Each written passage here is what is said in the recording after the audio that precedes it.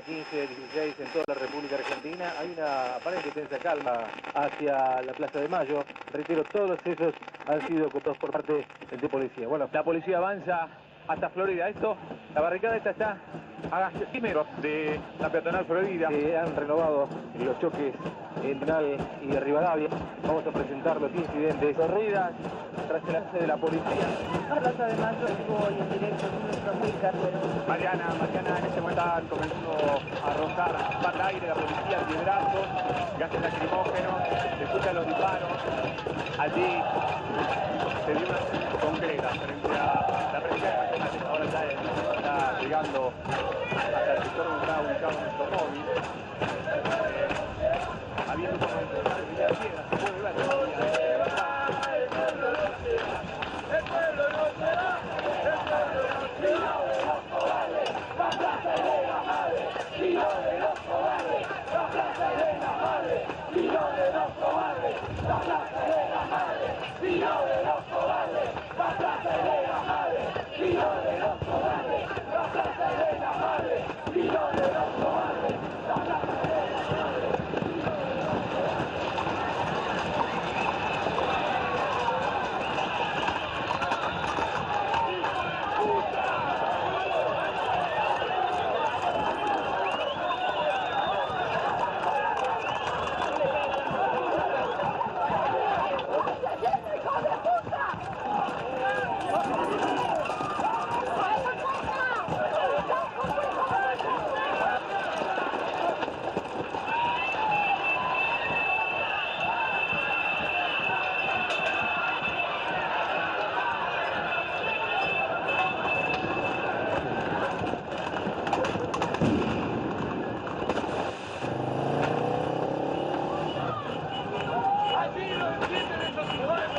hay una mujer herida, loco, la están tirando, están tirando a matar, hijo de puta.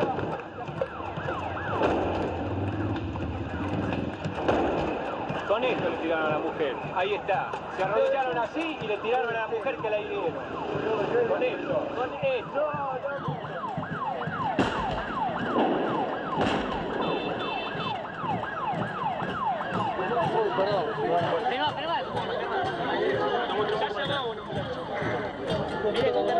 Ahí viene.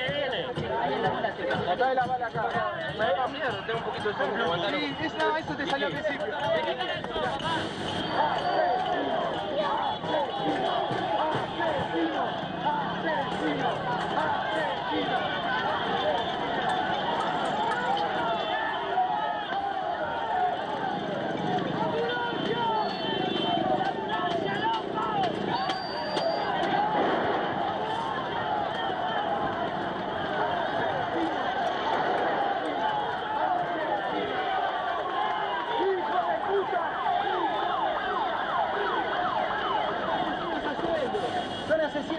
Así tenemos que andar, en fuego, hijos de mil putas. De la Rúa es un hijo de puta. ¿Tenés huevos para enfrentarte conmigo? Yo tengo el documento 20.482.182. Vos sos un hijo de puta. Vos y Caballo son unos vendepatria, hijo de mil puta. Nos vendiste el país, nos vendiste a nosotros. Forro, hijo de puta. Enfrentate conmigo si tenés huevos.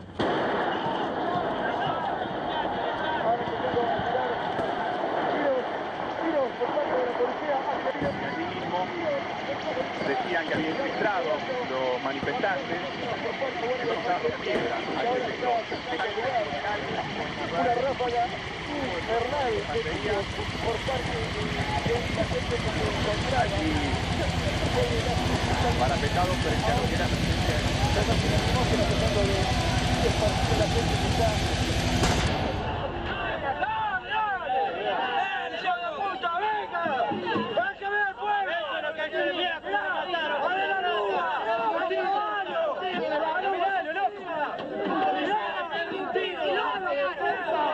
¡Se metieron un tiro en la casa!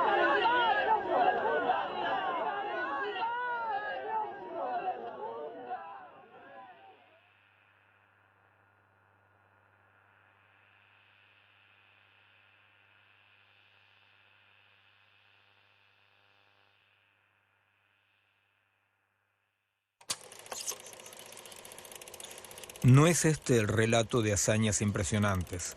Es un trozo de dos vidas tomadas en un momento en que cursaron juntas un determinado trecho, con identidad de aspiraciones y conjunción de ensueños.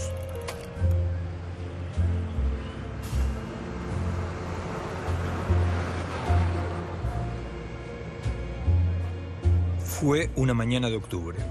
Bajo la parra de la casa de Alberto Granado tomábamos mate dulce y comentábamos todas las últimas incidencias de la perra vida. Yo tenía algunas desazones, debidas más que nada a mi espíritu soñador. Estaba harto de la Facultad de Medicina, de hospitales y de exámenes.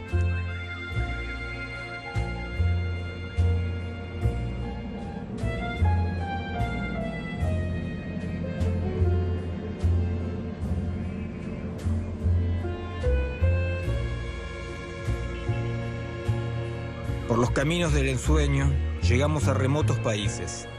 Navegamos por los mares tropicales y visitamos toda el Asia. Y de pronto, deslizada al pasar, como una parte de nuestros sueños, surgió una pregunta. ¿Y si nos vamos a Norteamérica? ¿A Norteamérica? ¿Cómo? Con la moto, hombre. Así quedó decidido el viaje, que en todo momento fue seguido de acuerdo con los lineamientos generales con que fue trazado. Improvisación. Ainsi commence le journal de voyage de Guevara. C'était en 1951. Ernesto n'était alors qu'un jeune étudiant en médecine. Il avait 23 ans et ne s'appelait pas encore le Che. Lo demás fue un monótono ajetreo en busca de permisos, certificados, documentos, es decir, saltar toda la gama de barreras que las naciones modernas oponen al que quiere viajar. Mi misión más importante era aprobar el mayor número posible de materias antes de salir. La de Alberto, acondicionar la moto para el largo recorrido y estudiar la ruta. Todo lo trascendente de nuestra empresa se nos escapaba en ese momento. Solo veíamos el polvo del camino y nosotros, sobre la moto, devorando kilómetros en la fuga hacia el norte.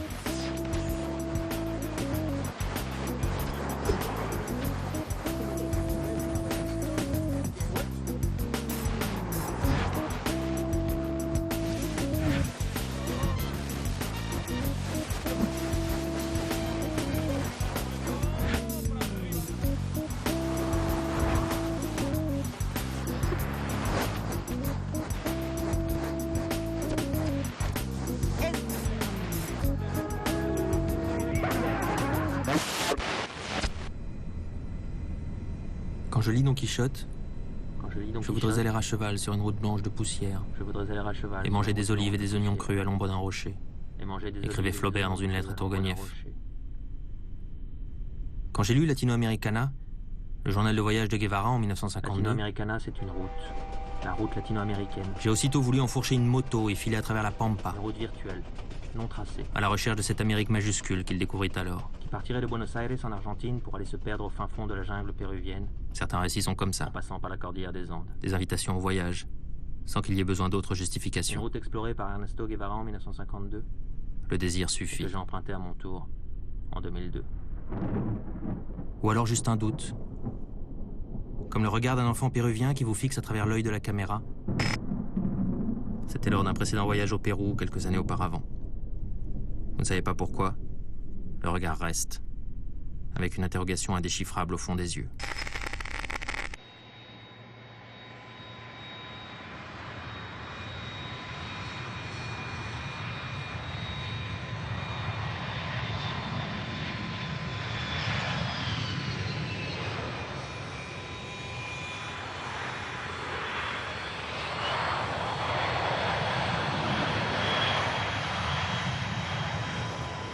Trois ans plus tard, le journal de voyage d'Ernesto Guevara en poche, j'atterrissais à Buenos Aires au moment où, dans un grand fracas de casserole, l'Argentine s'effondrait.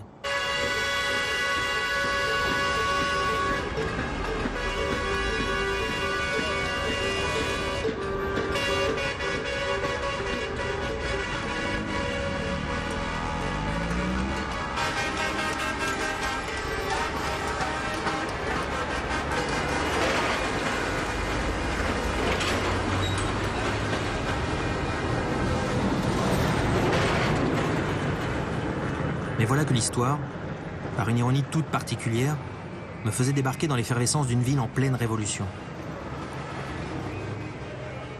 On la baptisa la révolution des casseroles, parce que les Argentins manifestaient leur colère en tapant sur des casseroles, des bidons et tout ce qui pouvait faire du bruit.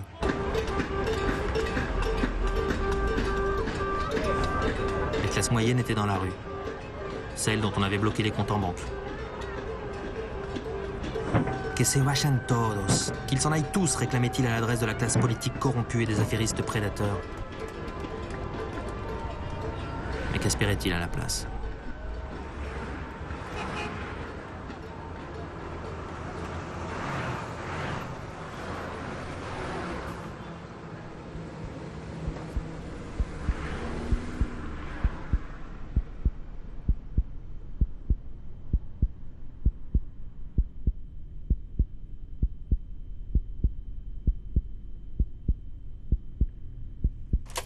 Les pauvres, eux, avaient saccagé les supermarchés.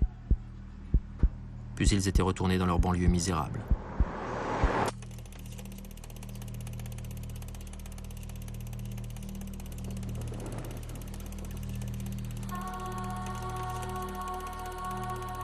Certains s'étonnèrent d'une telle pagaille. Mais comment s'étonner?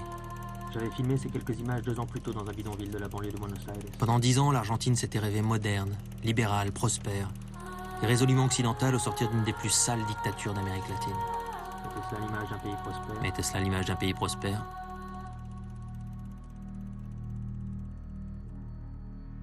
L'Argentine était une fête, mais tout le monde n'était pas invité. L'illusion s'entretenait à crédit. On brada les anciennes entreprises nationales et tout le reste, aux Européens et aux Nord-Américains. On distribuait des téléviseurs aux pauvres pour les distraire. On achetait la police et les fonctionnaires. Le FMI applaudissait. Pendant 10 ans, l'Argentine avait entretenu l'illusion à crédit. L'Argentine était une fête, $3 quand elle en gagnait un. mais tout le monde n'était pas invité. Se rêvant moderne, libérale, La gueule de bois allait être rude. occidentale au sortir d'une des plus sales dictatures d'Amérique latine. Un jour, le pays déclara la banqueroute. Les comptes en banque furent bloqués. Mais dans l'ombre, Le peuple descendit dans la rue. les mêmes hommes tiraient les ficelles. Le ministre de ce miracle économique était un ancien fonctionnaire zélé des militaires. On distribuait des téléviseurs aux pauvres pour les distraire. On achetait la police et les fonctionnaires. Le FMI applaudissait. J'ai écouté la rumeur des casseroles, les manifestations, les journalistes et les débats sans fin à la télévision. J'ai assisté à la valse des présidents, 5 en une semaine, comme une mauvaise pièce du petit théâtre politique latino-américain où la distribution des rôles se négocie en coulisses. J'ai vu la création des assemblées de quartier, des marchés au troc, la mise en circulation des patacones, des lecop et autres monnaies de singe de substitution. J'ai voulu y croire, et longtemps j'ai remis mon départ. Pourquoi partir quand l'histoire s'écrivait ici et maintenant? Ou bien était-ce qu'un cycle de plus dans l'histoire amnésique de l'Amérique latine? Une histoire d'oubli et d'oubliés. Pendant que les queues s'allongeaient devant les consulats espagnols et italiens pour réclamer des visas vers l'Europe, nouvelle terre promise des Argentins en mal d'avenir, j'ai enfourché ma rocinante et j'ai piqué vers le sud. Mi Buenos Aires querido, cuando yo te vuelvo a ver, no hay más pena y dulzura, y olvido jamás. Mauro. Mauro sera mon compagnon de route pendant les 5 mois que durera ce voyage. Il découvre le journal de Guevara en même temps que nous prenons la route. Il cherche quelque chose lui aussi, mais il ne sait pas encore quoi. Mi Buenos Aires querido, cuando yo te vuelvo a ver, no hay más pena y dulzura, y olvido jamás. On enseigne aux étudiants que l'histoire sert à comprendre et à décrypter le présent. Parfois, la géographie rejoint l'histoire. Et si les raisons profondes de cette plaie qui saigne aujourd'hui l'Argentine étaient écrites dans la Pampa? Dans ce vaste vide de plaines humides, où seuls les troupeaux de bœufs viennent souligner la ligne de fuite de l'horizon infini. He mirado la pampa desde el traspatio de una casa de Buenos Aires.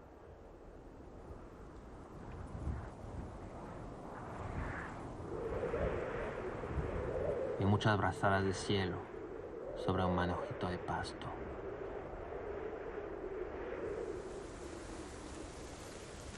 Y el campo donde cabe Dios sin haber de inclinarse.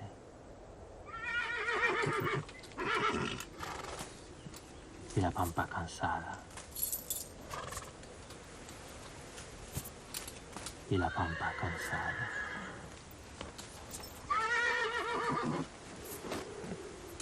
La pampa. La pampa. Peut-on imaginer nom plus évocateur?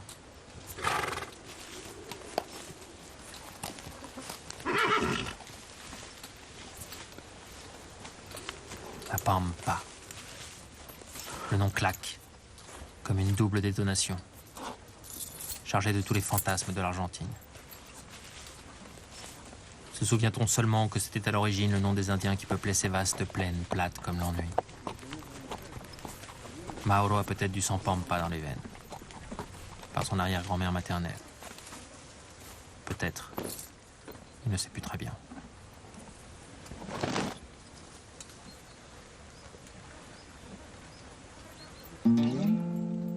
Au XIXe siècle, on a massacré les Indiens. Et on a mis des vaches à la place.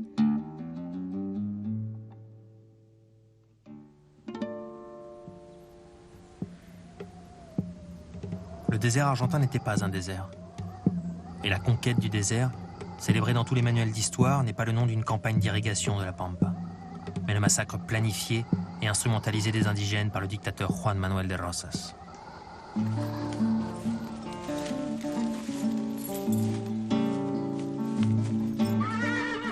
L'Argentine moderne est née dans la Pampa. Non pas dans le mythe fondateur des premiers gauchos, mais au contraire dans la réalité beaucoup moins romantique d'une économie créée par et pour les besoins de la première mondialisation du capitalisme britannique.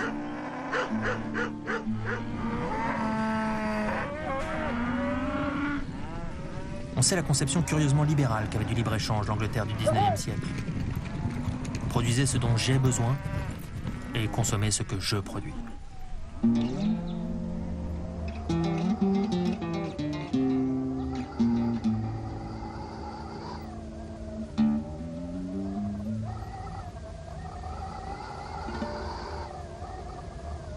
En 1810, l'Angleterre aida la bourgeoisie du Rio de la Plata à s'émanciper de l'autorité moribonde du roi d'Espagne. En échange, elle s'assurait le contrôle du commerce de toute la région, via le port de Buenos Aires. De colonialisme politique, l'Argentine est passée au colonialisme économique. C'est le péché originel de son indépendance. L'illusion de la modernité fit le reste. L'Argentine fut complice et victime à la fois de ce premier axiome libéral.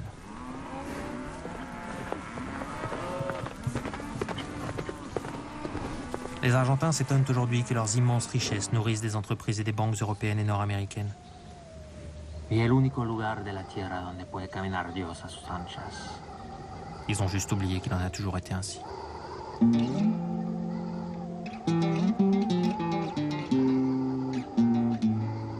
Y la pampa cansada. Y la pampa cansada. Vi la pampa cansada que antes horrorizaron los malones y hoy apaciguan en quietud maciza las parras. De un tirón. Vi todo eso. L'Argentine n'existe pas. C'est une fiction, comme dirait l'autre. Un fantasme de pays. Vous connaissez la blague sur les Argentins? Celle que l'on sert depuis des générations dans les dîners en ville? Les Argentins sont des Italiens qui parlent espagnol, qui se comportent comme des Anglais et qui rêvent d'être Français. Ou peut-être est-ce l'inverse. Ça n'a aucune importance. L'Argentine, comme la Pampa, se définit en négatif. L'une n'existe que dans l'immensité écrasante de son ciel. L'autre est une projection de pays européens sur l'embouchure du Rio de la Plata. Mais quand on parle ainsi de l'Argentine, c'est de Buenos Aires qu'il s'agit en réalité. L'Argentine n'existe pas.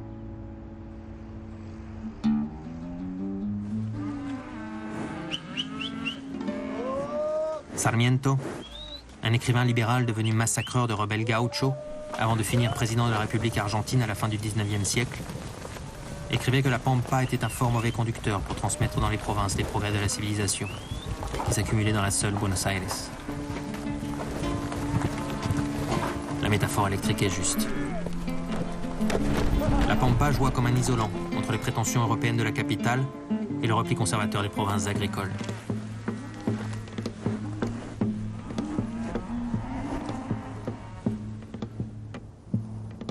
C'est peut-être pour cela que Guevara ne la mentionne pas dans son journal. Il fallait juste la traverser pour s'extraire enfin de l'influence de Buenos Aires, d'essayer son regard de la référence européenne de toujours, pour s'enfoncer enfin vers l'intérieur du continent latino-américain, comme on aborde un voyage intérieur.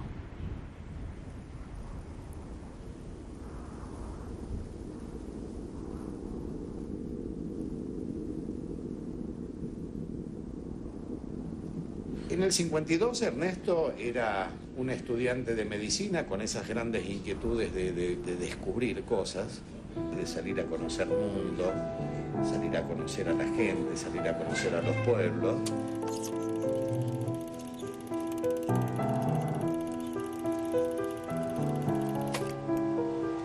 Yo descubrí el paso de Che Guevara por Gesell, acompañado de su amigo Alberto Granado, de la lectura del libro que escribió él, Mi primer largo viaje en moto.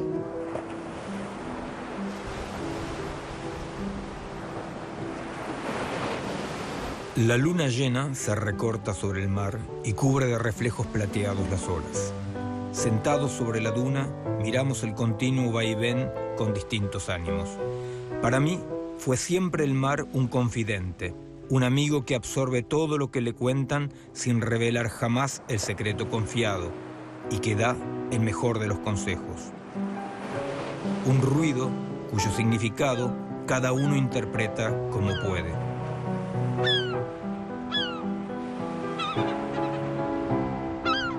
Para Alberto es un espectáculo nuevo que le causa una turbación extraña, cuyos reflejos se perciben en la mirada atenta con la que sigue el desarrollo de cada una de las olas que van a morir en la playa. Frisando los 30 años, Alberto descubre el océano Atlántico y siente en ese momento la trascendencia del descubrimiento que le abre infinitas vías hacia todos los puntos del globo. Estamos en Villa Gesell, al norte de Mar del Plata, en la casa de un tío que nos brinda su hospitalidad.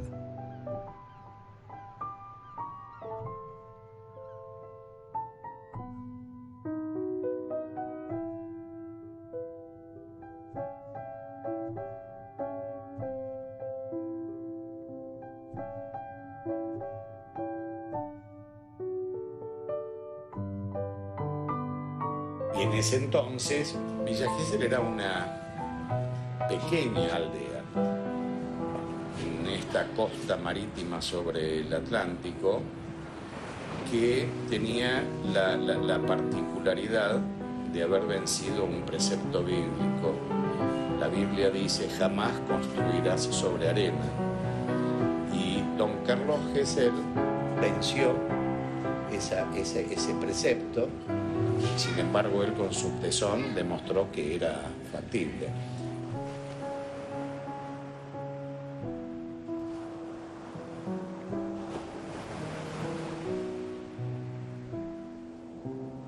Era la intención de hacer una aldea, ¿no?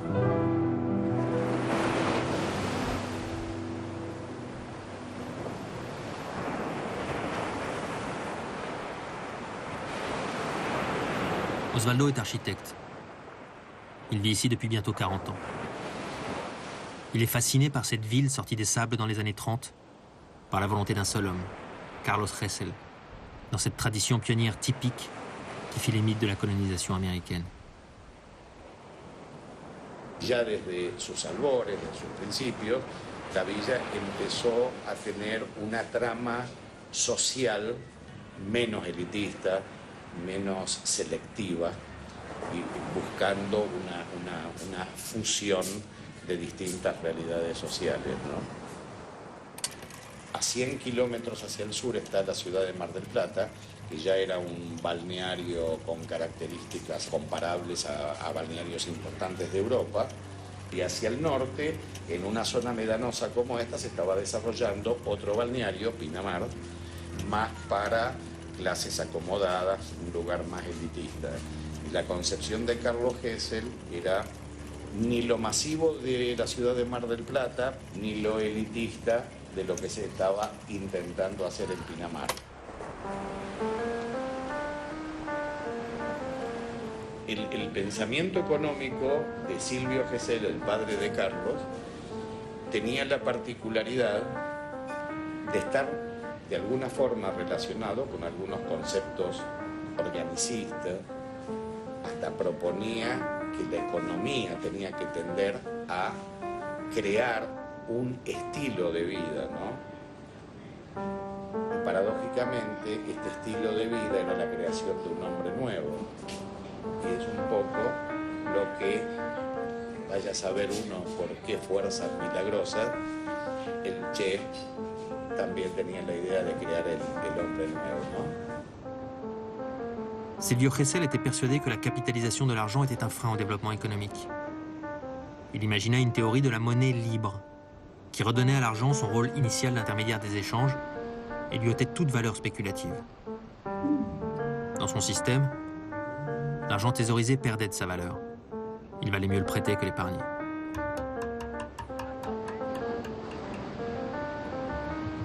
Dans le monde économique actuel, où il est sacrilège de remettre en cause l'idée même de spéculation monétaire, on comprend pourquoi Silvio Gesell, qui fut pourtant une des influences majeures de Keynes, a totalement disparu des programmes d'histoire de la pensée économique. Todo esto se conjugaba con la idea de crear una sociedad distinta, más en contacto con la naturaleza,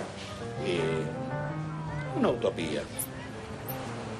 Pero que rescatamos las utopías en el sentido de que si no existen, no hay proceso de búsqueda.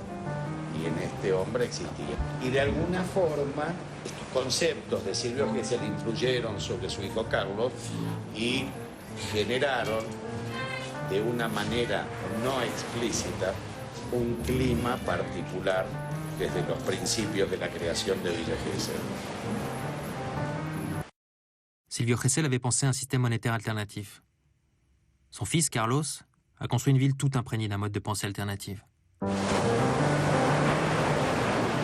Et aujourd'hui, que reste-t-il? Todo ese espíritu de los años 60 fue eclipsado por un exceso de mercantilismo. Generalmente los lugares de turismo donde se venían a hacer inversiones es donde converge el dinero, no digamos sucio, pero sí el dinero negro, el excedente de la economía blanca, ¿no? Y en esa euforia, esa falsa euforia progresista, o mejor dicho, en esa euforia de falso progresismo, se fue desarrollando todo esto y modificando en gran parte lo que fue el concepto original. Ya lo vimos con grandes edificaciones, grandes concentraciones de gente que no tiene nada que ver con la idea primigenia de don Carlos Gesell.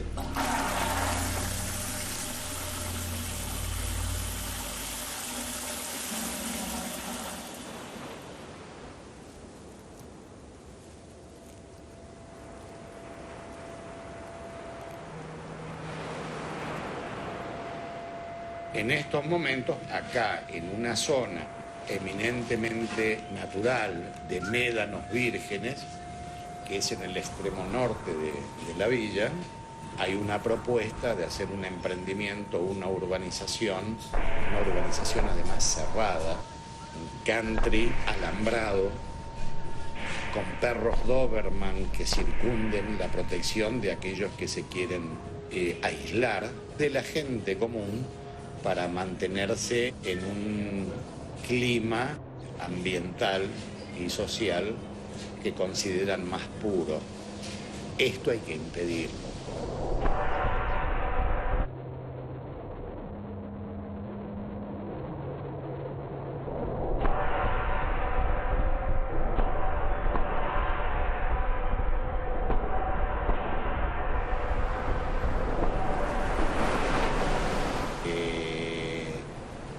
pesar de estar frente al mar, crean una barrera formada por un gran lago que va de punta a punta de todo el frente marítimo, con arenas traídas del Caribe, con palmeritas, vaya a saber, traídas de no sé dónde, pero que darían un aspecto caribeño también al paisaje ese de plástico, ¿no? Y además, el monumento al cholulaje es hacer una gran cubierta vidriada o de acrílico o de algún material para que se pueda ir a la playa los días de lluvia. Entonces esto es una barbaridad, directamente, ¿no? Y ese lugar, que sería un lugar de un tamaño de cerca de unas 500 hectáreas, albergaría unas 50.000 personas, donde no habría ningún trabajador viviendo adentro. Y este simple hecho ya nos muestra de que es un lugar inhumano. O sea, esto es un atentado a lo que tiene que ser la concepción moderna de la sociedad, ¿no? Muchachos, esta noche saldremos por los barrios a revivir las horas del tiempo que pasó. Será la serenata, será las traiciones. Muchachos, esta noche saldremos entre dos. Sin olvido, armamos las pelas, la perra unida buscando la canción. Muchachos, esta noche saldremos entre dos. Aquel que cuenta.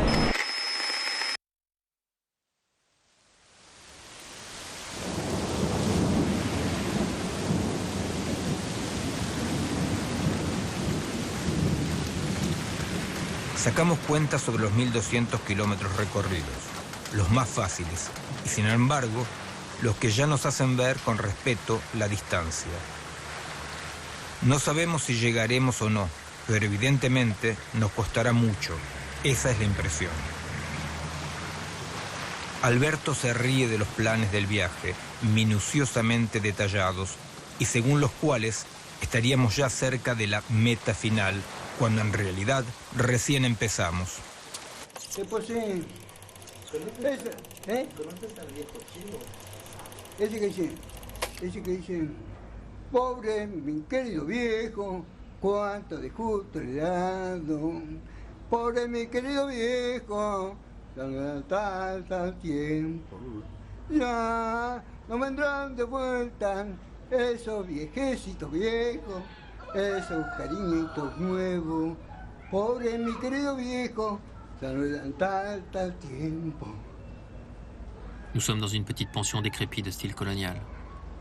Dehors il pleut. L'air est lourd. Je suis malade. Notre chambre doit être la pire de l'hôtel. Elle empeste le pipi de chat. Le sol, le matelas, les draps, tout. Plutôt mourir que payer le confort bourgeois d'une pension de famille, écrivait Guevara à sa mère au terme de son voyage. Allongé dans mon pipi de chat, le regard fixé sur le plafond craquelé d'humidité, fiévreux et malade, je médite cette phrase. J'ai payé, certes, mais pas pour un confort bourgeois. Notre voisin de pension est un vieux monsieur handicapé qui se déplace en fauteuil roulant. Toute la journée, il fuit la lumière et la chaleur en restant enfermé seul, dans le noir de sa chambre. Le soir, il sort, dans le couloir du patio. De mon lit, je l'entends discuter avec la fille de la pension, handicapée et cloîtrée elle aussi. La jeune fille taquine l'homme sur son humeur bougonne. L'homme soliloque sur la situation désastreuse du pays. Dans le silence de la nuit, ses paroles résonnent de façon étrange. Et c'est comme si le monde s'était rétréci au point de s'évaporer autour de ce patio sombre. Il dit: Eso es una destrucción constructiva. Porque el país se tiene que limpiar. La destruction constructive qui doit laver le pays. La voix est posée, douce, presque atone. Juste un filet de voix fatiguée plutôt. Je dois tendre l'oreille pour en saisir des bribes. En Argentina siempre nos hablan del futuro, siempre el futuro. Y mira, ¿ahora qué? En Argentine, on nous parle toujours du futur, le futur, le futur. Et aujourd'hui, quoi? C'est comme un tango triste. C'est juste un bruit de couloir, un murmure. Un souffle de la détresse argentine dans la nuit qui s'installe sur Bahía Blanca.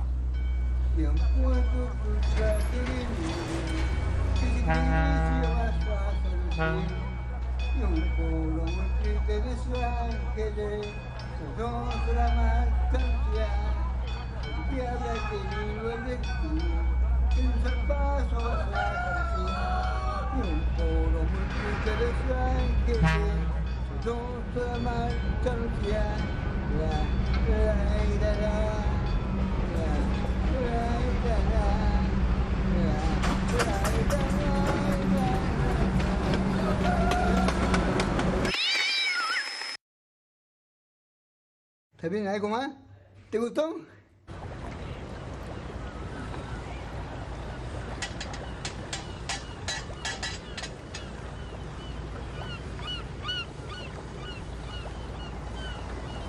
Varios días pasamos en el puerto sureño, acondicionando la moto y vagando por la ciudad.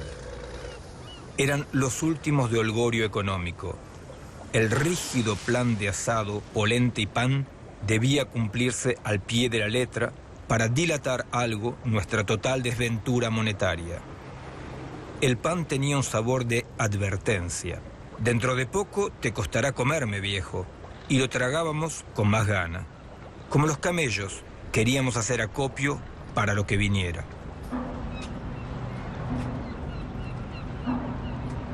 Nous aussi, nous traînons dans le port de Bahía Blanca. C'est comme un malentendu qui se préciserait au fur et à mesure que nous avançons dans la réalité du voyage. Comme un hiatus, chaque jour plus sensible, entre l'expérience de Guevara et la nôtre. En 1952, Ernesto et Alberto étaient comme deux vagabonds dans une Argentine encore prospère. Aujourd'hui, nous voyageons avec nos cartes de crédit, dans un pays où la pauvreté est chaque jour plus palpable. À Villa Gesell ou Mar del Plata, le maquillage estival et la flamme des casinos faisaient encore illusion. Mais à Bahía Blanca, la réalité de la crise reprend ses droits, violente.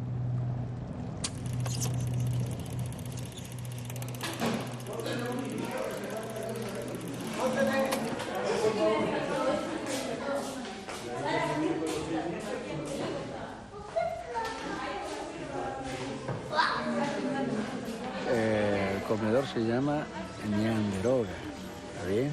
En idioma castellano es nuestra casa. Se fundó a raíz de un grupo de vecinos cuando íbamos viendo que la situación económica del país, tema de trabajo y tema de alimentación iba quedando medio olvidado de los funcionarios. Armamos un grupo de vecinos, lo presentamos ante la autoridad municipal y bueno, Y acá cada día comen 200...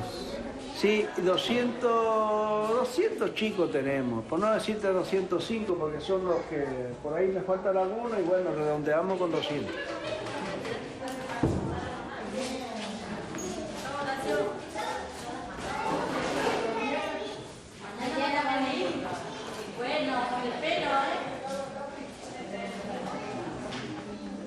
Hicimos todo nosotros. ¿Cuántos trabajaron en la construcción? Y sí, había días que estábamos 8, 6, los sábados ponerle una tanda más. Diferente gente vinieron, ayudaron mucho, sí, ayudaron bien. Yo en este caso ya no tenía que estar yendo al municipio a preguntar, ¿hay ladrillo? ¿Van a dar la plata? Seguro, eso tendría que ser automático. Automático. Pero ellos dicen, no, Ñanderoga está bien. Sí, estamos bien, tenemos techaditos, pero a veces en lo económico a veces tenemos un mal gasto también. El verano de ustedes fue bravo. Sí, el verano fue bravo. Pedimos ayuda a Carrefour, pedimos ayuda a la granja Los Dos Cuñados, pero nada. Yo cada tanto le pregunto y dice, no, que están mal y está mal y bueno, listo. No, otra ayuda no tenemos.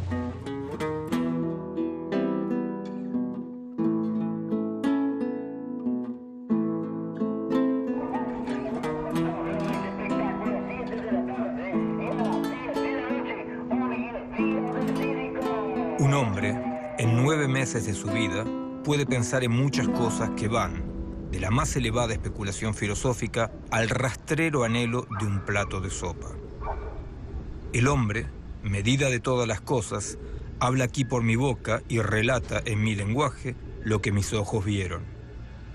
Que nuestra vista nunca fue panorámica, siempre fugaz y no siempre equitativamente informada, y los juicios son demasiado terminantes, de acuerdo.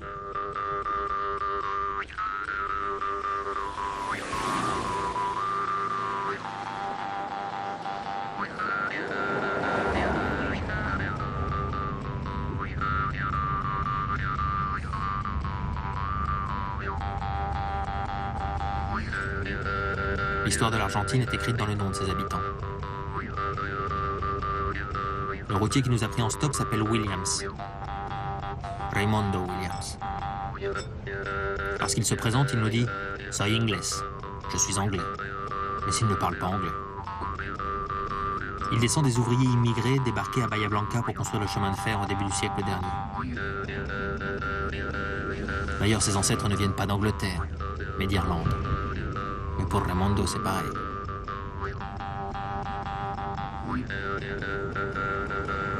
Il est allé une fois en Angleterre. Il nous parle de ses lointains cousins comme d'une tribu exotique, aux mœurs sauvages et indéchiffrables.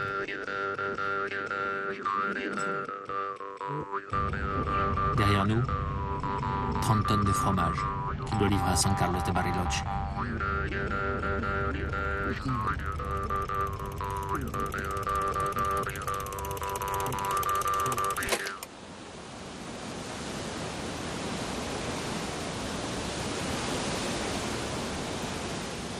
Avanzada la tarde, entramos en una estancia del camino, cuyos dueños, unos alemanes acogedores, por rara coincidencia, habían alojado tiempo a un tío mío, cuyas hazañas emulaba ahora.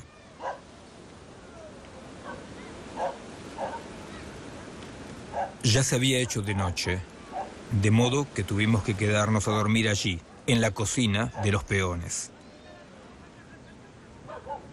En general, eran poco comunicativos, exponentes de la vencida raza araucana.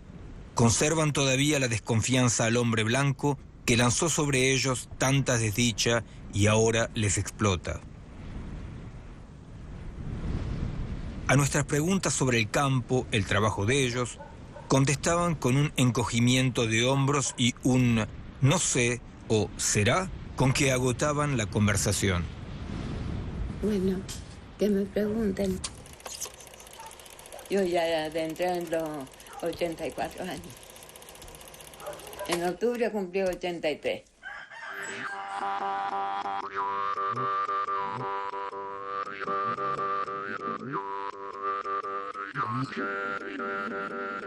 Sería muy bueno que la juventud aprendieran bien, ¿no? Y entender por qué. Porque algunos de la juventud ahora no entienden, que no saben qué pasó antes, cómo fue antes. Yo tengo todo el consejo de mi abuelo, cómo sufrieron y qué es lo que hacían, cómo se armaban de cosas. Eso lo sé todo, lo tengo todo en mi memoria.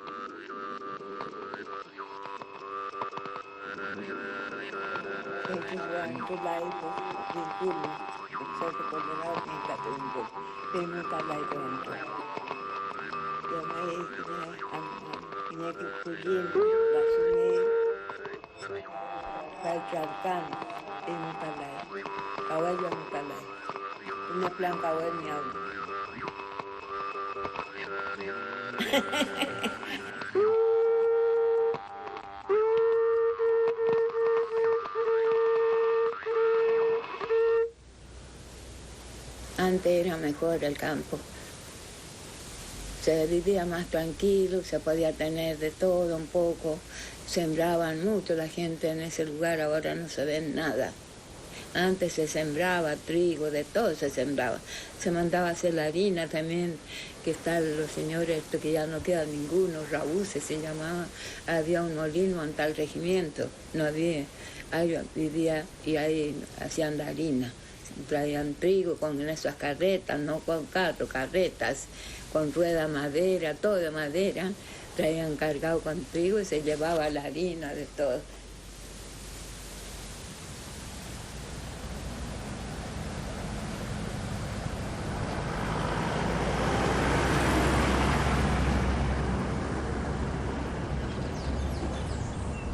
Se vivía mejor, pero después ya cuando llegó Parque prohibió todo. Fue asunto de Parque. Cuando empezó Parque prohibió de no cortar monte, prohibió de no tener chivos, muchos animales no había que tener, pues las plantas para que no arruinen las plantas, que sé yo. Entonces la gente, la comunidad, muchos se fueron al centro a buscar en otro lado trabajo, que no podían trabajar.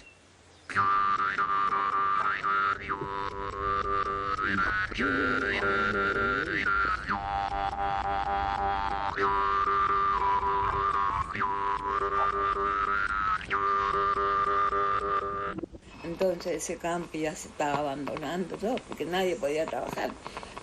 No había dinero para comprar alambre. ¿Con qué cerraban? Si no lo dejaban cortar una rama, porque antes se cerraba todos los cerros. Para sembrar se cerraba con ramas altas, todo, con puras ramas, para que no entre los animales, y así tenían de todo.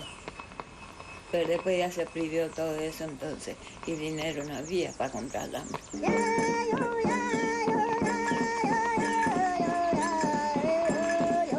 Dicen que Dios era mapuche. Dios le ayudó mucho a los mapuches. Por eso tenían de todo, porque los mapuches eran de plata y oro tenían antes. Mucha plata. Y todo andaba bien. Lo que criaban animales, cada uno tenía su animalito, vaca, de todo un poco. Nunca anduvieron mal, ni enfermedad. Había una señora que sabía curar con yuyo, cualquier cosa de yuyo, se mejoraban con eso. Nunca vinieron al médico, todo puro mapuche. Había partera mapuche, nunca vinieron. Yo soy nacida en Trompul y criada.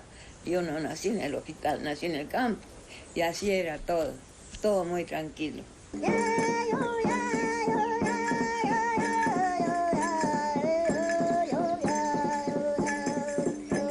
Y ahora lo están entregando, porque la tierra se sabe que es de los mapuches, como dicen que nosotros somos de la tierra es de los mapuches.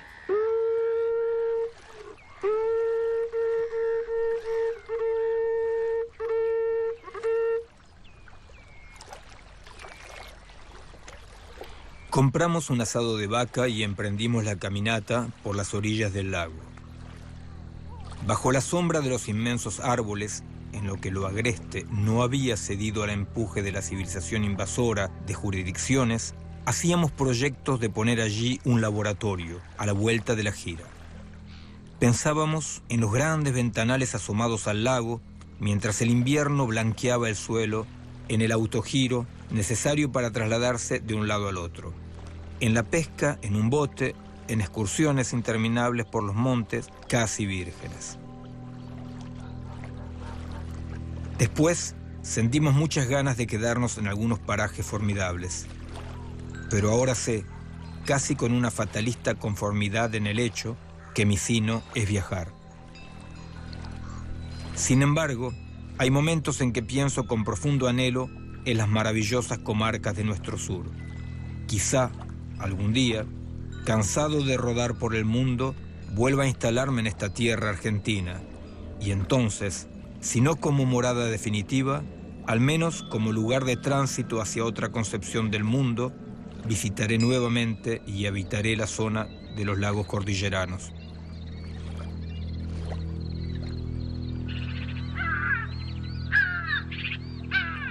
Los cerros, ni el río, ni el lago no está solo.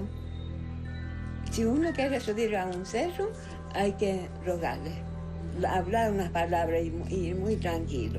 Pero si uno va con mal pensamiento, cualquier puede caer, se puede lastimar, o va riendo en un cerro. Está mal. El lago lo mismo, rogarle el lago. Que dice los mapuches que ningún cerro, ningún lago, ningún río está solo.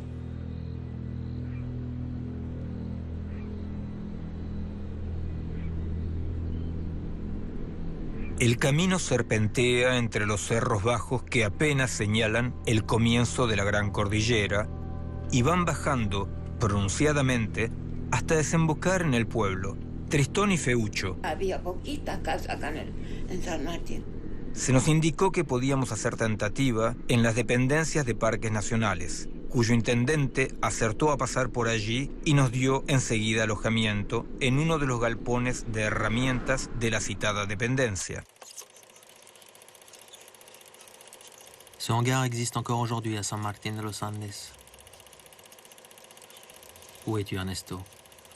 Au milieu de ces gravats, de ces sacs de ciment, entre ces planches disjointes. Je pose la question à Marcelo, l'homme qui nous a amenés ici. Marcelo travaille pour le parc naturel Lanín. Avec quelques militants de son syndicat, il a lutté pour que la direction des parcs nationaux ne vende pas le hangar abandonné.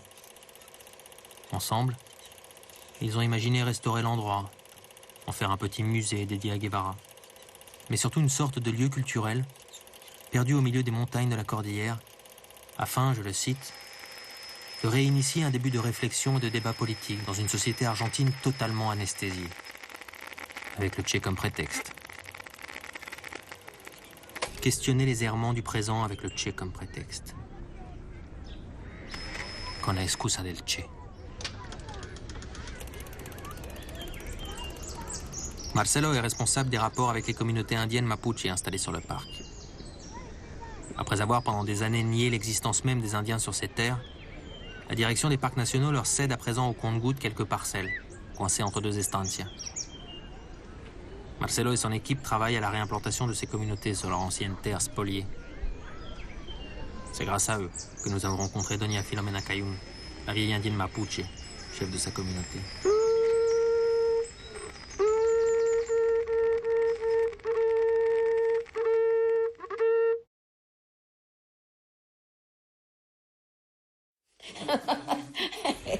Bueno, mi abuelo fue de La Pampa y mi abuela fue del Azul, pero vinieron no sé cuántos años, duró la guerra que lo venían siguiendo, hasta que de a poco vinieron llegando y lo siguieron hasta entrando a Chile. Ahí están los bisabuelos míos, los huesos, lo alcanzaron ahí. Lo terminaron. Y mi abuela alcanzaron, cruzaron, bajar a Chile y se escaparon. Llegaron descalzos, sin calzado, porque los mapuches antes se vestían con puro cosa de tejido. Y carneaban un animal, con el cuero del animal le abrigaban los pies. Y tanto caminar, ellos, dice, cuando le avisaron que ya venía, ellos decían que era el Malón, que ya viene acercando el Malón, se iban más lejos. Así vinieron y llegaron hasta acá, pero ya los cueros ya se lo terminó y llegaron descalzos en Chile. Qué pena para nosotros, sin saber por qué pasó eso. Yo no puedo entender. Si ellos no hacían nada, no molestaban a nadie, sin arma, ¿por qué venían los otros con armas y terminaron? ¿No es injusto eso? Es una pena, ¿no?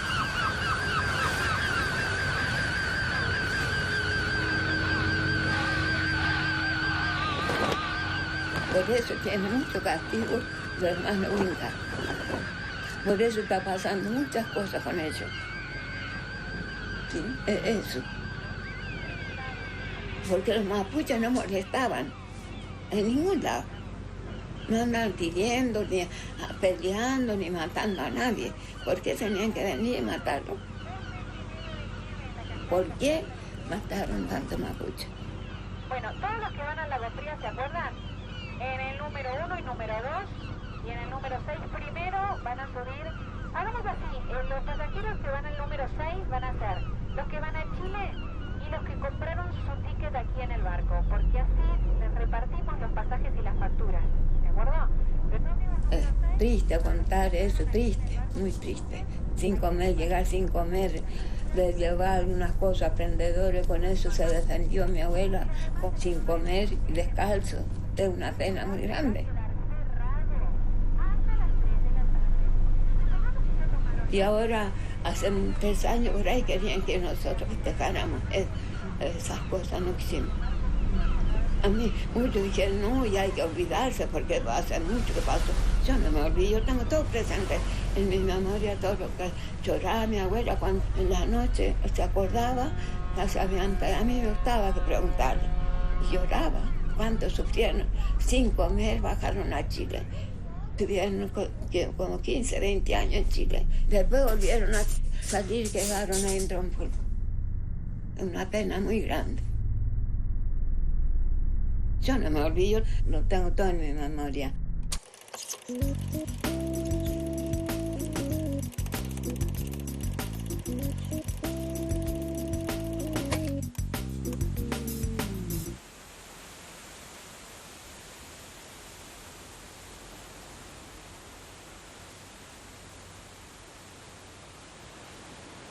Nous avons traversé la frontière entre l'Argentine et le Chili. Mais les frontières n'existent que pour ceux qui les reconnaissent. Le territoire mapuche, lui, s'étend de chaque côté de la cordillère. Ces frontières sont ailleurs, là où la propriété privée n'existe pas.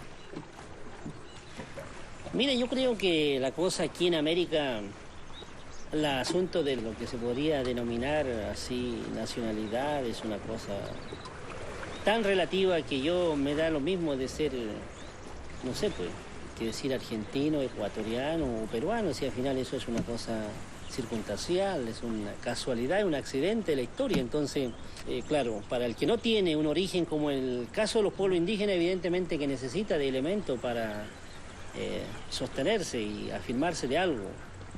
Pero en el caso de los pueblos indígenas, o sea, yo preferiría ser únicamente mapuche. Lo otro es sencillamente imposición, hay todo un colonialismo con nosotros. Entonces, yo no podría estar asumiendo la identidad de un Estado colonial conmigo. Pues no somos chilenos, pues. Sí, chilenos serán otros. No sé muy bien quiénes son, pero al final o seremos vecinos que nos damos la espalda, pero bueno, serán otros, no le quiero negar, pero tampoco me pueden negar a mí.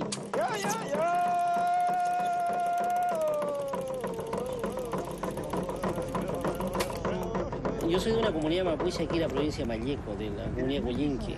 Bueno, yo creo que como la mayoría de los mapuches que hemos migrado a la ciudad estudiando por otras razones y especialmente la mía por estudiar, prácticamente fue la oportunidad de vincularme a las organizaciones mapuche en la época de la dictadura militar. Ahora nos encontramos en el puerto de Peulla y estamos saliendo hacia el puerto de Petrohue. Vamos a navegar el lago en toda su extensión, exactamente 36 kilómetros. La superficie del lago es de 186 kilómetros cuadrados, es agua dulce y la profundidad máxima de 340 metros. Y en el tiempo he ido tratando de potenciar un movimiento más autónomo.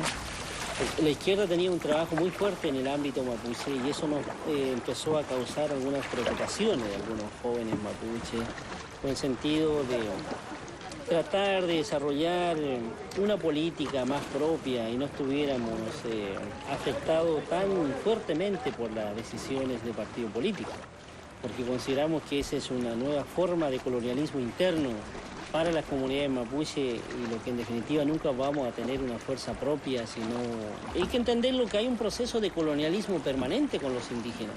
Entonces, sin embargo, después de la dictadura nosotros nos preguntamos, bueno, ya y la democracia, ¿qué significa? ¿Qué significa que solamente estos se repartan el poder? ¿Significa únicamente que tengan derecho a ir a votar? ¿Para eso? No, para eso los indígenas, nosotros tenemos más derecho que eso. Tenemos derecho previo a eso. Y vamos entonces definiendo cuáles son esos derechos.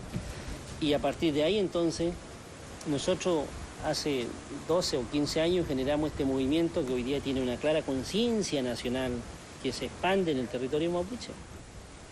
Mira el gran sur solitario.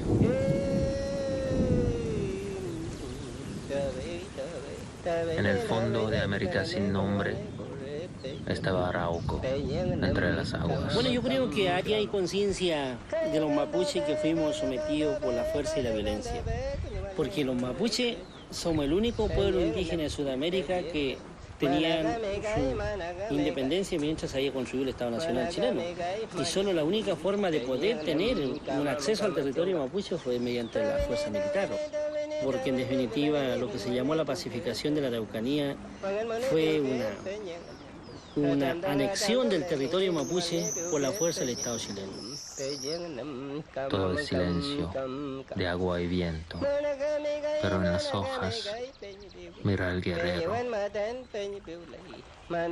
mira las lanzas descansando, escucha el susurro del aire atravesado por las flechas. No hay nadie. Escucha. Y toda la clase política sabe que el territorio mapuche aquí fue usurpado. Y eso hace de que hay una generación permanente de mapuche que está reivindicando el derecho a la tierra, el derecho a la independencia, el derecho a la soberanía. Nosotros cualquier propiedad cuestionamos aquí. O sea, si en alguna parte del mundo está en riesgo o está cuestionado la política neoliberal en el territorio mapuche. Aquí todas las compañías forestales, que son 21 que se instalaron durante la dictadura militar, están en riesgo con nosotros. Mas se tienen que ir.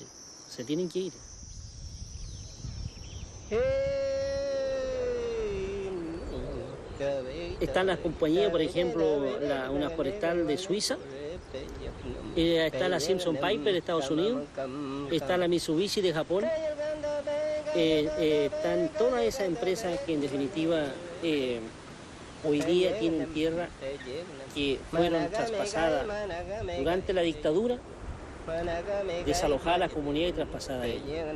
Pero las comunidades hoy día todas la están reivindicando. Por ejemplo, con la empresa forestal Millalemu de origen suizo, de uno de los multimillonarios de Suiza que vino socio de Pinochet, ha tenido que negociar conmigo en Suiza tierra, bosque. Porque sus actividades que han desarrollado aquí no tienen la misma seguridad que la tienen quizás en cualquier industria, en otras áreas, porque acá están las comunidades mapuches. No lo pueden controlar ni con la presencia de carabineros, ni por ciento, ni con los militares, porque en definitiva los mapuches estamos ahí, somos vecinos, y cada mapuche verá qué hace entonces para tratar de presionar. ¿Y qué hace? Ahí está, hay muchas formas de presionar, entonces, bueno, ya verán qué sucede. Léanse los diarios y vean lo que pasa por acá en la zona, entonces. Bueno, yo creo que no va a ser a manos limpias tampoco, ¿ya? Los empresarios no se quieren ir, y nosotros tampoco nos vamos a ir, entonces vamos a ver quién se va a ir de acá. Es un asunto, como digo, por resolverse. ¡Hagamos la fiesta, hermano!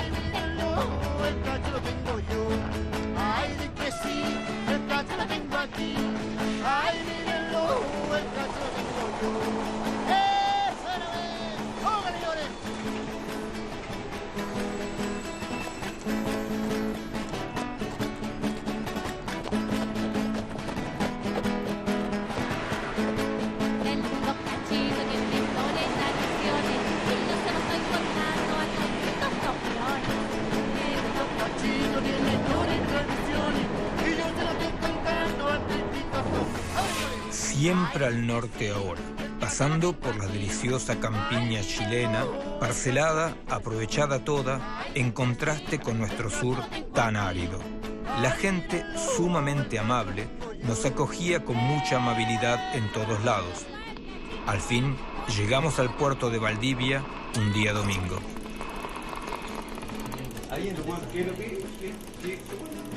Él dice que trabaja, no sé, que es un productor. ¿Qué trabaja? ¿Publicidad? ¿Qué? Documentales. Documentales. Sí. ¿Pero de qué tipo? ¿Escrito? No, por no filmados. Ya. Mientras paseábamos por la ciudad, acertamos a pasar por el Correo de Valdivia, a donde nos hicieron un reportaje muy amable. Vamos a invadir Francia, weón, un día de esto, weón. Y con una canción de Edith Piaf, weón, vamos a...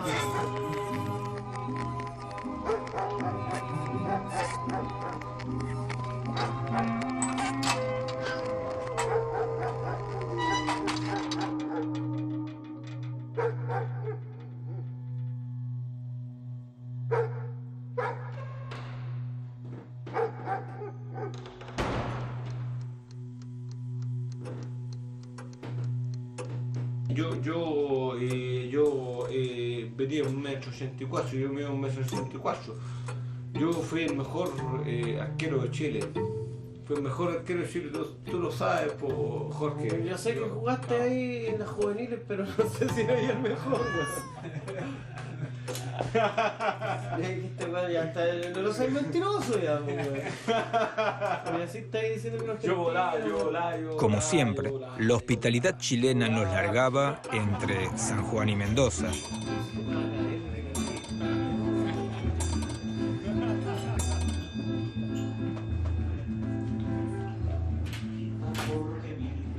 En el puerto, atiborrado de mercaderías, muchas de ellas extrañas a nosotros, en el mercado, donde también se vendían comestibles diferentes, en las casitas de madera de los pueblitos chilenos y en la indumentaria especial de sus guasos, se palpaba ya algo totalmente diferente a lo nuestro y algo típicamente americano, impermeable al exotismo que invadió nuestras pampas, tal vez porque la inmigración sajona de Chile no se mezcla y mantiene entonces la pureza completa de la raza aborigen, que en nuestro suelo está prácticamente perdida. Lo que yo le contaba, que siendo Chile un país mestizo, donde el 80, el 90% del país es mestizo, tú eres un mestizo. Yo incluso debo tener esa sangre también mapuche, a pesar de que soy descendiente de suizos, pero Latinoamérica y Chile es un país mestizo, pero nos cuesta a nosotros creer, convencernos, aceptar que somos mestizos. Aquí, en Chile, nosotros no nos creemos eso. Nosotros decimos, no, yo no soy eso. No, yo soy chileno. Los indios son eso, esos son los indios. Y están hueveando los indios, hay que sacarle la cresta a los indios. Porque parece que nosotros no nos miramos al espejo y tenemos la capacidad de reflexionar quiénes somos. Los rasgos en nuestra cara, y si miramos nuestra cultura, nuestra tradición, somos mestizos. Lo que yo te decía, que no aceptamos en Chile y queremos incluso blanquearnos. Todos queremos blanquearnos, es decir, el chileno común y corriente, si tiene un apellido indígena, ojalá se lo borra, muchos. Hoy día en Chile salía una estadística por ahí en la prensa, habían miles de solicitudes, más de 2.000 que ya se lo habían cambiado. ¿Por qué? Porque tú, para incorporarte a la sociedad dominante, en este caso la sociedad chilena, entre comillas, no tienes que ser mapuche, porque si eres mapuche eres discriminado. Eres discriminado porque si eres mapuche, sos ladrón. Todo lo que tú quieras lo malo, eres ladrón, eres flojo, eres cabeza dura. Limitado, eres inferior.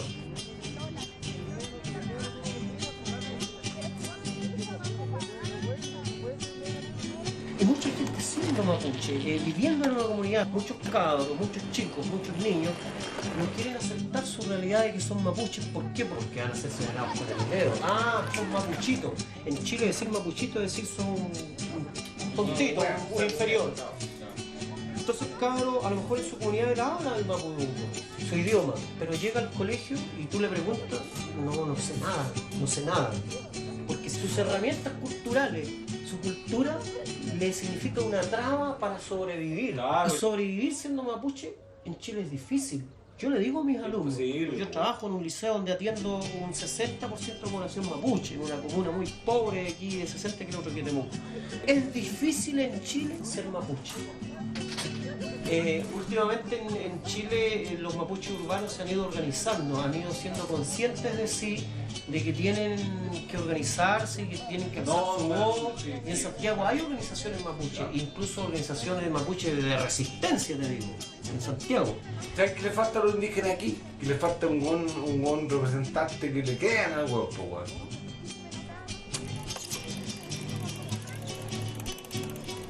Yo preferiría ser únicamente mapuche. El Estado no es un instrumento que pueda incluir toda la cultura indígena, y ese es un problema serio que tiene el pueblo indígena en cualquier parte del mundo, en donde hay incluso formas de participación.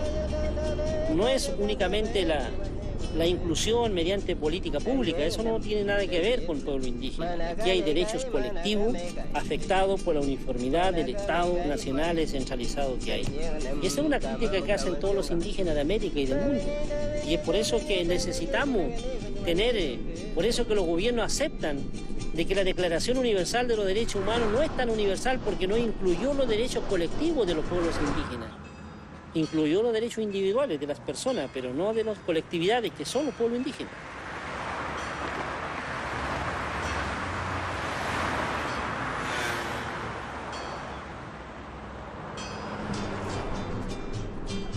Pero este es un asunto de un pueblo y de un territorio donde hay intereses económicos hoy día que operan y no intereses económicos nacionales sino transnacionales, entonces las cosas son diferentes. Y por eso entonces que el asunto nuestro no se trata al mismo nivel, con la misma prioridad. Pero la falta de prioridad no es porque no conozcan el tema indígena, no es un problema de propuestas, sino sencillamente porque el Estado, al tratar la situación de los pueblos indígenas, tiene que revisar su política económica. Y ese es un problema de fondo. ¿De qué proveía el mundo indígena? Básicamente ganado.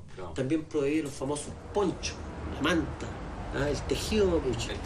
Y había todo un intercambio comercial que en el fondo a ambas sociedades le convenía. La sociedad española, hispana, de acá colonial, y la sociedad mapuche, los dos se necesitaban, dos mundos que se necesitan. Había toda una articulación, era una cuestión espectacular, que funcionó hasta que se ocupó la Araucanía. Y cuando se ocupa la Araucanía en Chile, 1860-1880, Argentina también inicia la ocupación de la Pampa, con el general Roca, que es el gran artífice de la ocupación de la Pampa. Paralelo. Entonces, los mapuches que estaban en el lado argentino decían, bueno, nos persigue el ejército, me vengo para acá. Claro. Y para acá lo perseguía Cornelio Saavedra, Gregorio Urrutia, me voy para allá. O sea, se les fue arrinconando. Y el problema es que toda esta cuestión tiene que ver con, y justamente tú te vas a reír un poco, bueno, el positivismo surgió en Francia, bueno. Y el positivismo es una filosofía y una ideología altamente racista, bueno. ¿Cómo se llama? Civilización o barbarie. Entonces no las caché todo. Civilización o barbarie. Aquí yo soy la civilización, tengo que imponerme a la barbarie. Yo, el Estado chileno, soy la civilización. La barbarie es el mapuche. El mapuche es el bárbaro, es el sanguinario. Hay que exterminarlo.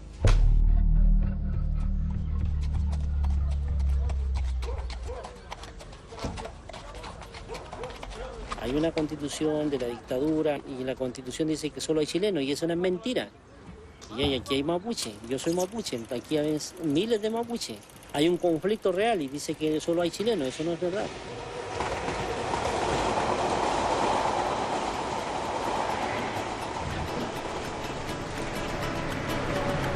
Mientras no resuelvan el problema de autodeterminación el Estado y que tenga algún cauce institucional, esto va a seguir, el conflicto está permanentemente.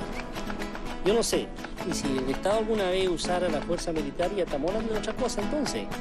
Estamos hablando de otra cosa. Entonces también nosotros sabremos usar ese otro escenario, otro espacio.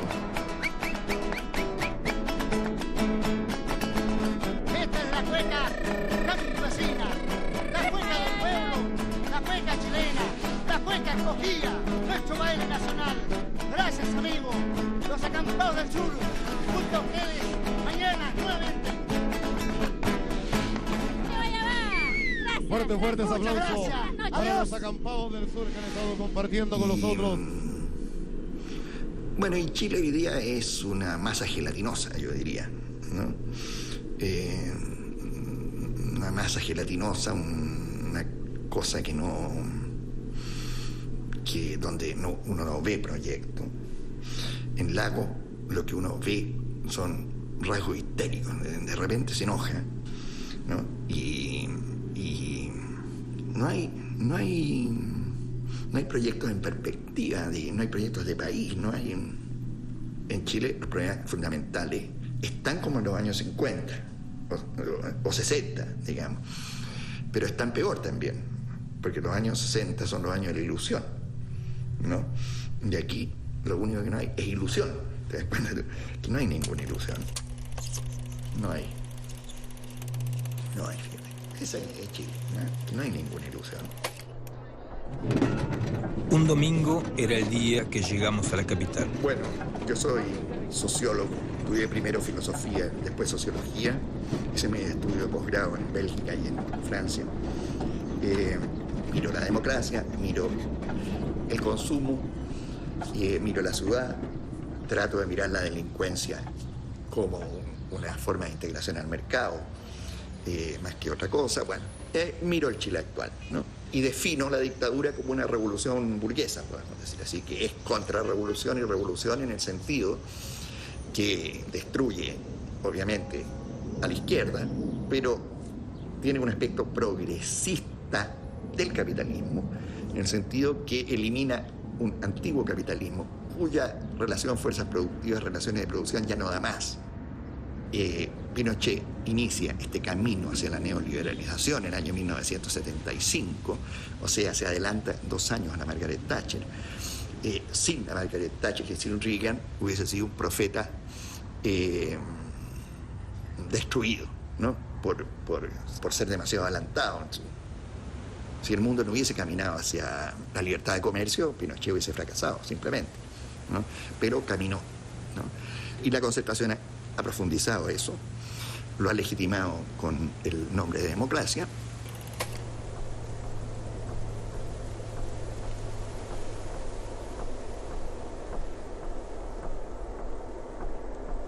Entonces, ¿qué es la Concertación en ese sentido? Digamos, es finalmente una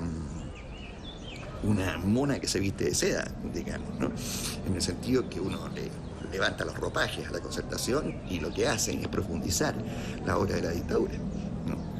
Obviamente, no hay que decir estábamos mejor con los militares, no, estamos mejor con la Concertación, ¿no? Pero la Concertación yo creo que ha llegado a su crisis porque no ha realizado políticas de reforma como se esperaba de ella y como son necesarias. El estado social del pueblo chileno es más bajo que el argentino. Existe la escasez de trabajo y el poco amparo que las autoridades brindan al trabajador, hecho que provoca verdaderas olas de emigración chilena a la Argentina. Chile tiene una cultura mucho más autoritaria que la Argentina, una cultura social más autoritaria, ¿no? En Chile el culto al orden ha sido siempre muy fuerte. El siglo XIX es un culto al orden y Chile se ve a sí mismo como el país más avanzado de América Latina porque tiene un Estado donde los presidentes se eligen, ¿no? Y nadie da un golpe de Estado. Entonces Chile tiene la imagen de sí mismo como un país semi-europeo, la Inglaterra de América Latina. En el siglo XIX chileno, que todo el mundo llama democrático, uno puede decir que es republicano, pero democrático, nada. El panorama político es confuso. Hay 4 aspirantes al mando, entre ellos Salvador Allende, candidato del Frente del Pueblo, que tiene el apoyo de los comunistas.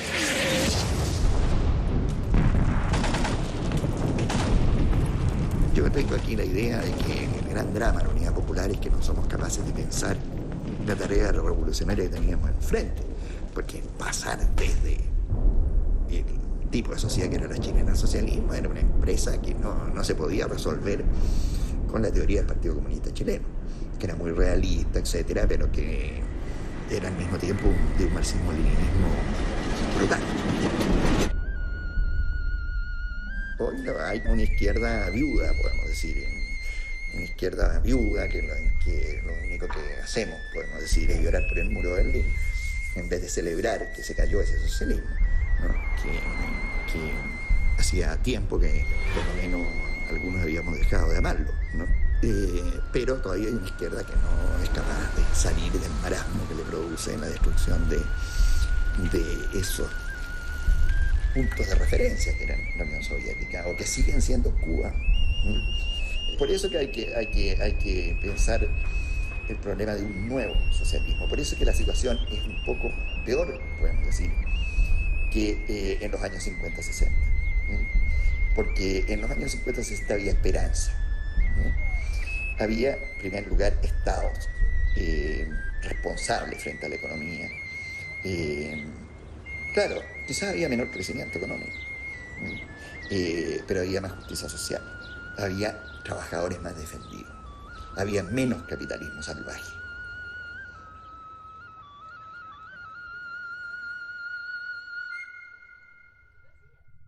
Bueno, y ahí hay una cosa muy llamativa que ya tiene que ver con el mundo, ¿no? Que esta globalización se hace al estilo del neoliberalismo y sometiendo, podemos decir, a los países desarrollados a las lógicas de relaciones laborales de los países subdesarrollados. Porque en el fondo los países desarrollados tienen que desarmar lo que pueden dentro de la correlación de fuerzas de ellos, sus estados de bienestar, en vez de que se creen en el mundo relaciones laborales más justas, o sea, obligando a estos países a no ser, en el fondo, reservorios de mano de obra barata, ejército de reserva, que afecta directamente, por otra parte, a los países desarrollados, ¿no? Pero así se ha hecho esto, porque obviamente que esta etapa de la globalización, el capital ha demostrado que no tiene patria, ¿no? Entonces le da lo mismo donde explotar, le da lo mismo que sea en Sumatra o en Chile, ¿no? Esta era una nueva parte de la aventura. Estábamos acostumbrados a llamar la atención de los ociosos con nuestros originales atuendos y la prosaica figura de la poderosa, cuyo asmático resoplido llenaba de compasión a nuestros huéspedes. Pero hasta cierto punto éramos los caballeros del camino. Pertenecíamos a la rancia aristocracia vagueril y traíamos la tarjeta de presentación de nuestros títulos que impresionaban inmejorablemente. Ahora no. Ya no éramos más que dos lingeras con el mono a cuestas y con toda la mugre del camino condensada en los mamelucos, resabio de nuestra aristocrática condición pasada.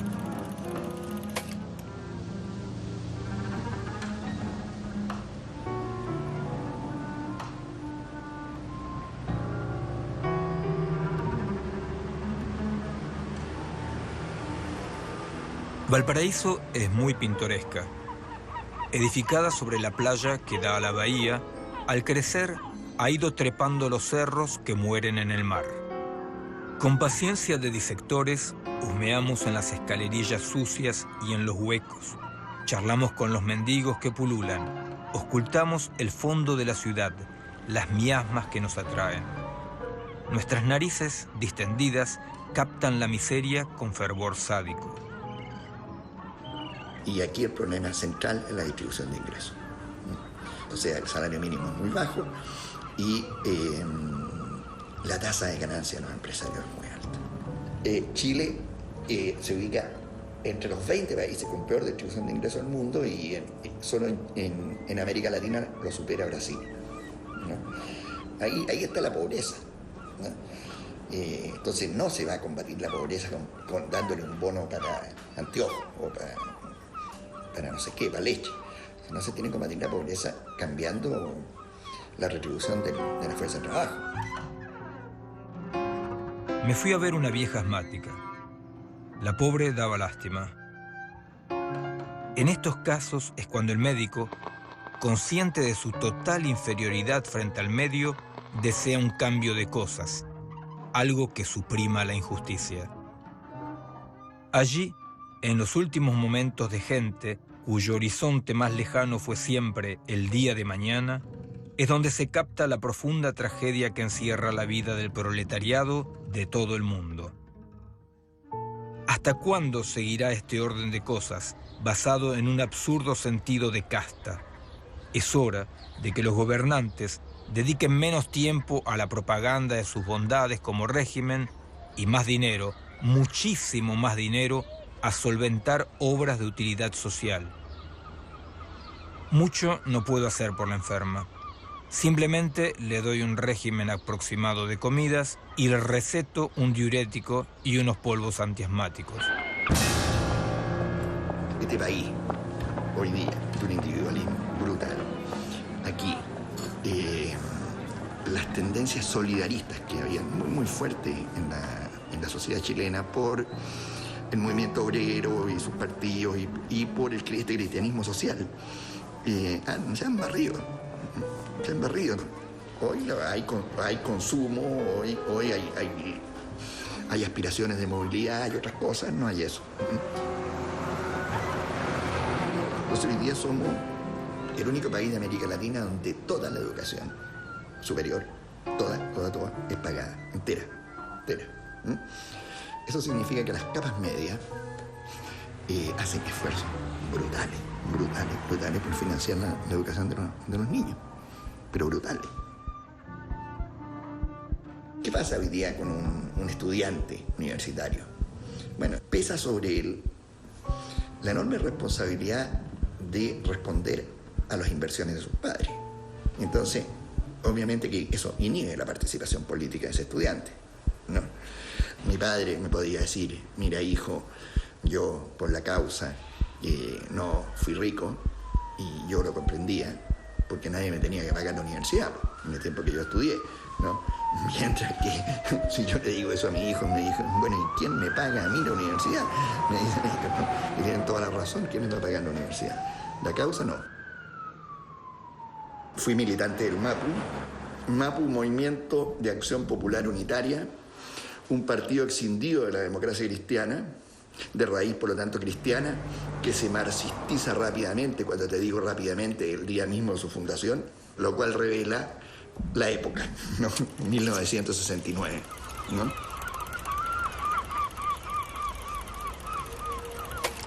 Yo fui dirigente de ese partido, mismo de su comité central, y me quedé acá en Chile durante el tiempo de Pinochet por un problema personal, porque mi padre había sido exilado de la Guerra Civil Española y yo no iba a vivir un segundo exilio, pero jamás.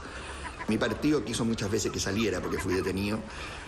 La primera detención no la pasé bien, la pasé pésimo, pero sobreviví, digamos. Si hubiese sido comunista quizás no hubiese podido quedarme, si hubiese sido menos, si hubiese sido socialista quizás tampoco. Era tan fuerte para mí esa sensación de la fatalidad del exilio, que destruyó la vida de mi padre.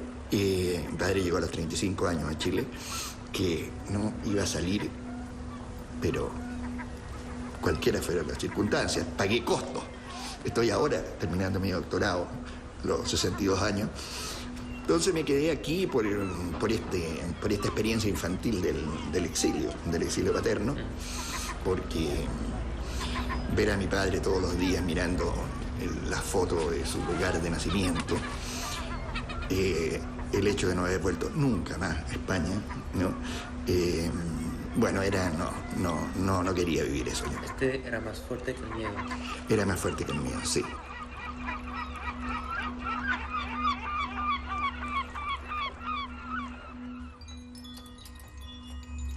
J'ai voulu faire une pause. Prendre des vacances d'Ernesto Guevara et de l'Amérique latine. J'ai consulté la carte. À vol d'oiseau, Santiago du Chili est la ville la plus proche de Buenos Aires, où j'ai laissé ma femme et ma fille. Alors j'y suis retourné l'espace d'un week-end. Je n'avais pas prévenu. Quand j'ai passé la porte, ma fille de 8 mois a hurlé de terreur. Alors j'ai réalisé. Elle ne m'a pas vu depuis 7 semaines. C'est un quart de toute son existence. Autant dire une éternité. Pour elle, j'étais juste un souvenir lointain, oublié dans un coin de sa courte mémoire. Peut-être mort depuis longtemps. J'ai surgi comme un clown de sa boîte à malice. Elle a hurlé de peur et d'incompréhension. Je suis resté 2 jours et je suis reparti. L'angoisse collée au ventre.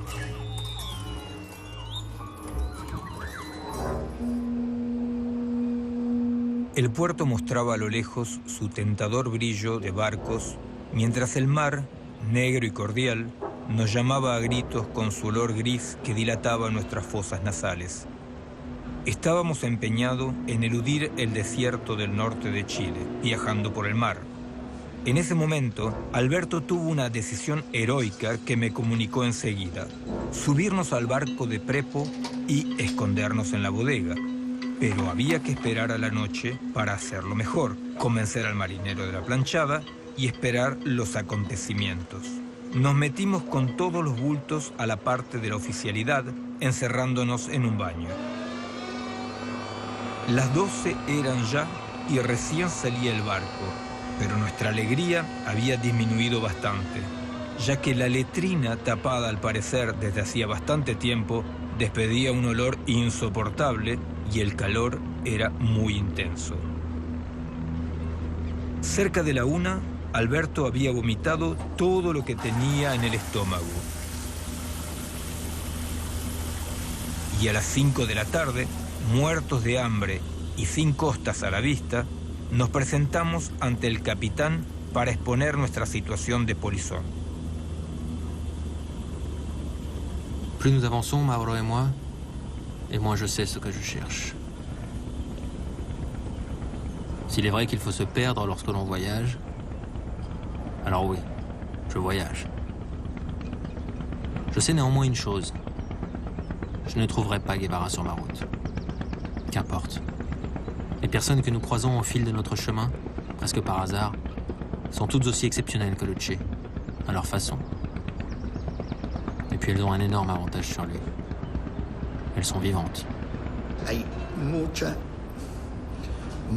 organización político-social de base, mucha, coordinadoras, etc.